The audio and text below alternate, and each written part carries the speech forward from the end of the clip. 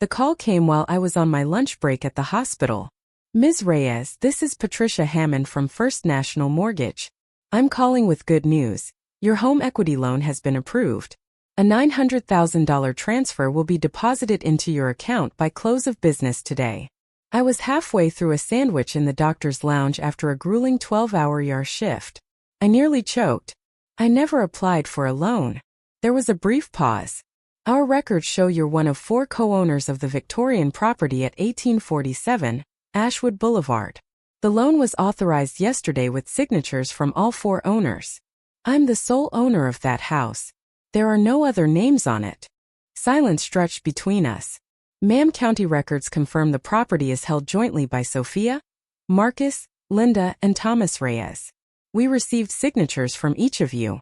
My uncle Marcus, my aunt Linda, my cousin Thomas. Somehow, they had convinced a bank they owned my grandfather's Victorian home, the one he left exclusively to me 3 years ago. I never signed anything, I said firmly. Compare my signature to my medical license. They won't match. If you're alleging fraud, I'm stating my family forged my name and falsified ownership to steal $900,000. Do not release that money. I left the hospital immediately and drove to the county recorder's office. A clerk named Denise Torres pulled up the file. Original deed from March 2021, Sophia Reyes sole owner, she confirmed. Then she frowned. There's an amended deed filed 2 weeks ago listing 4 joint tenants. That's impossible. She checked the internal system. The document has a valid-looking file stamp dated October 28th, but there's no entry logged for that day. It shouldn't exist. Someone had fabricated a filing. From the parking lot, I called the bank again. Within the hour, I was on a conference call with their fraud team. They reviewed the file while I listened to keyboard clicks in the background.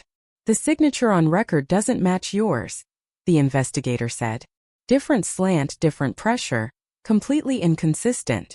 Their chief counsel cut in. If the deed and signatures are forged, the loan is void. Has any money been disbursed? Not yet. She called before the wire went through. Freeze everything.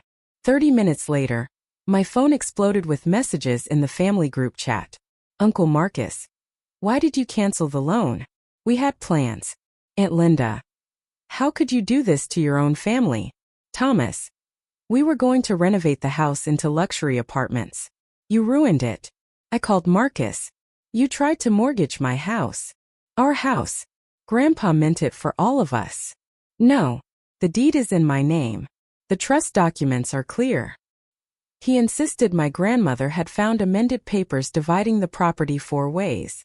I knew that was impossible. Grandpa's trust became irrevocable after 2019. After his dementia diagnosis. Any amendments after that would be fraudulent. There was a long pause on the other end. We didn't think you'd make this such a big deal, he finally muttered. The bank approved it. You committed mortgage fraud, I said. He hung up. The next morning the bank called with more details. They had uncovered forged deeds, fake trust documents, fraudulent notarizations, even a stolen notary stamp. The loan officer was suspended. Worse, my relatives had applied for similar loans at 3 other banks using the same falsified paperwork. They hadn't just tried once. They had been shopping for a lender willing to wire nearly $1 million against a house that was never theirs. Yes. 2 other banks turned them down before we approved the loan. They spotted the forged paperwork. We didn't. And that's our responsibility. What happens next? I asked. We're filing a criminal complaint. Mortgage fraud over $100,000 falls under federal jurisdiction. The FBI will take it from here. That evening, my grandmother arrived at my apartment with Aunt Linda. I watched them through the peephole for half a minute before unlocking the door. Sophia, darling, Grandma began in a syrupy tone. There's been a terrible misunderstanding. Can we talk? There's no misunderstanding. You fabricated trust documents and forged my signature to take out a loan on my house. I fabricated nothing, she insisted. Your grandfather intended to revise the trust before he passed. I'm simply honoring what he wanted. He was diagnosed with Alzheimer's. After 2019, he wasn't legally competent to change anything. Linda stepped closer. Sophia, Grandpa loved all of you. Leaving that house solely to you wasn't fair. We're just fixing that. By committing felonies? By restoring balance, Grandma snapped. That house is worth $2 million. You're a physician, you don't need it. Marcus needed capital.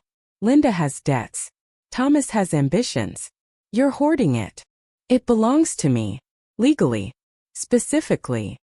He was senile when he signed it, she shot back. Then the original valid trust stands. Her face hardened. If you move forward with charges, you'll ruin this family. Marcus could lose his job. Linda could lose her children. Thomas's future will be destroyed. Is that what you want? I want my family to stop breaking the law. Consequences are the result of their choices. You're selfish. I closed the door. Within a week, the FBI launched a formal investigation. They uncovered that Grandma had paid $12,000 to a professional document forger in Arizona, who specialized in fake estate amendments and fraudulent notarizations. He'd done similar work for dozens of clients across multiple states. Arrests followed, Grandma first, then Marcus, Linda, and Thomas. The charges included conspiracy, mortgage fraud, forgery, and wire fraud. Their lawyer attempted a deal. If Sophia withdraws her complaint and agrees to divide the property, this can disappear. My attorney shut that down immediately. Federal felonies don't disappear. We'll see you in court. It took nearly a year for the case to move forward. By then, 2 additional banks had filed complaints after discovering similar fraudulent applications. The evidence was undeniable. 15 forged documents, multiple loan attempts, even recorded conversations about keeping me in the dark. They all accepted plea agreements. Grandma received 18 months in federal prison. Marcus got 2 years. Linda served 15 months. Thomas, at 23, was given probation and community service. Predictably, extended family labeled me cold and vindictive. Social media posts appeared about how money tears families apart, conveniently omitting the fraud. My mother, who had remained neutral, eventually called. Sophia, their family. Can't you forgive them? They tried to steal my home with forged documents. That's not a misunderstanding, it's criminal. But they're going to prison. Because of what they chose to do. She didn't call again for half a year. I still live in the Victorian on Ashwood Boulevard. I still work long shifts in the ER at Metro General. Life continues, just with sharper edges. The county recorder placed an enhanced fraud alert on my property. Any attempted filing now triggers immediate verification. I installed cameras and replaced every lock after my grandmother tried to enter while I was on duty. A neighbor's security footage caught her attempting to force the door.